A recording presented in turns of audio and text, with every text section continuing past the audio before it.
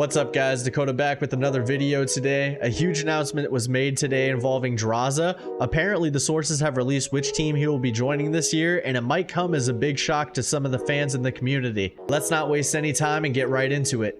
Alright ladies and gentlemen, today Cdl Intel update. Drazah has reportedly chosen Atlanta FaZe over Optic Texas according to Jake Hale. Jake Hale tweeted, sources, Drazah made his decision today and wants to join Atlanta FaZe over Optic Texas. Now I'm sure this comes as a big surprise to some people in the community that was just only hearing that Drazah was going to be going to Optic. There were some rumors going on that FaZe was also interested in Drazah, but I don't think anybody really took that serious considering all the other rumors that FaZe was supposedly having with other players in the community that they wanted. Now Drazah did tweet out this gift today, which I do think is a subliminal message. It's two hands shaking, which would be equivalent to signing a contract in my opinion. The hand is red and Atlanta FaZe does have red in their team colors, so it kind of just makes sense to me that Drazah's kind of just putting out hints at this point. I do think that FaZe have been interested in Drazah, and I do think that Drazah and FaZe have had their past, but obviously if teams want to win championships, they got to get over their little drama that they have.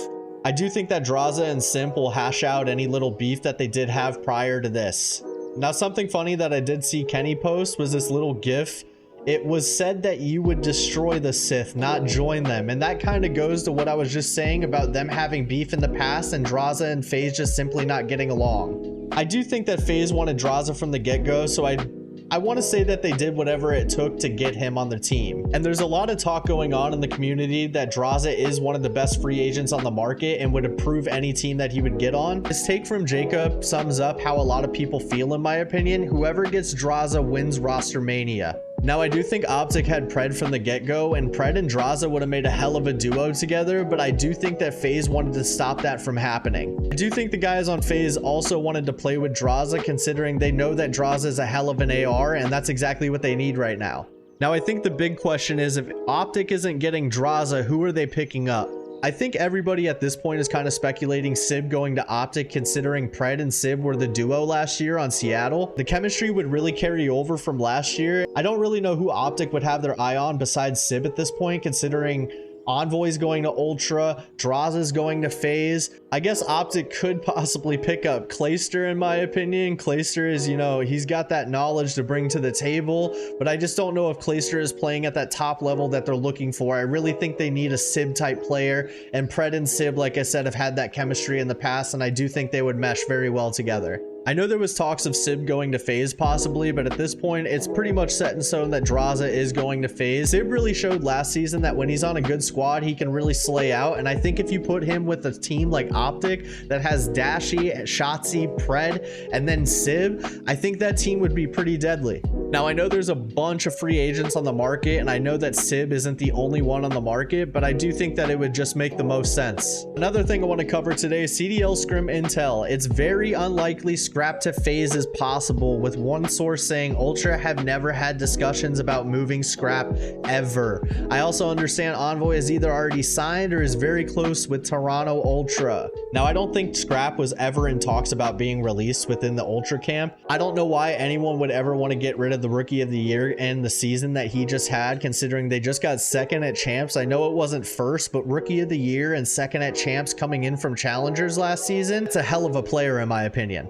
I think they were most likely wanting to do, if anything, a rebuild around Scrap and try to get a whole new team of 3 built around Scrap. Now, if Envoy's actually signing to Ultra, I don't know why they would even want to consider getting rid of CleanX and Insight, just because I think CleanX, Insight, Scrap, and Envoy would be a hell of a team and just have that chemistry already. As if the only change that Ultra has to make is just adding Envoy to the roster, I think that beats getting rid of Insight and CleanX, having to bring on 2 new players just to fit the roles. I just don't think that would be a smart idea from Ultra, and I think they understood that also, and I think that's why they just want to sign the Envoy and go that route. All right, Cdl Scrim Intel has come in with sources. Rambo Ray has held talks about joining Seattle Surge as coach/GM. Obviously, Rambo was the coach of Optic, but things just didn't work out, and he's no longer coaching Optic anymore. I've heard rumors of Seattle being hosted in Vancouver, kind of, and the team playing out of Vancouver this season also.